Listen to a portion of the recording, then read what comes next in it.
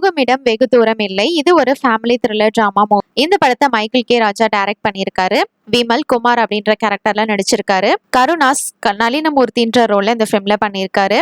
மெரி ரெக்கட்ஸ் கலையழகின்ற கேரக்டர்ல பண்ணியிருக்காங்க. தீபா சங்கர் ஆவடை அம்மாள் அப்படின்ற ரோல்ல நடிச்சிருக்காங்க.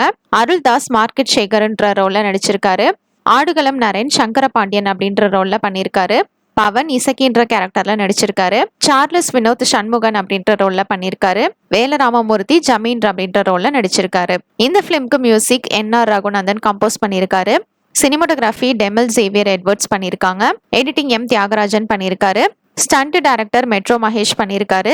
சிவா கிளரி இந்த பிலிம்க்கு ப்ரொடியூஸ் பண்ணியிருக்காங்க. விமல் இந்த பிலிம்ல மார்ச்சரி டிரைவரா நடிச்சிருக்காரு. எப்ப பார்த்தாலும் சண்டை போடுறாரு. இப்போ 2 ஃபேமிலியோட முக்கியமான ஒருத்தர் இறந்துடுறாரு. அந்த பாடியை விமல் தான் எடுத்துட்டு போறாரு. போற வழியில என்னெல்லாம் நடக்குது அப்படின்றது தான் இந்த பிலிமோட ஸ்டோரி. ட்ரெய்லர் நல்லா இருந்தது. பாப்போம் இந்த பிலிம் எப்படி இருக்க போகுதுன்னு. இப்போ இந்த படம் ஆகஸ்ட் 23 அன்னைக்கு தியேட்டர்ல ரிலீஸ் ஆக போகுது. தேங்க்ஸ் ஃபார் வாட்சிங். மறக்காம நம்ம சேனலையும் சப்ஸ்கிரைப் பண்ணிக்கோங்க.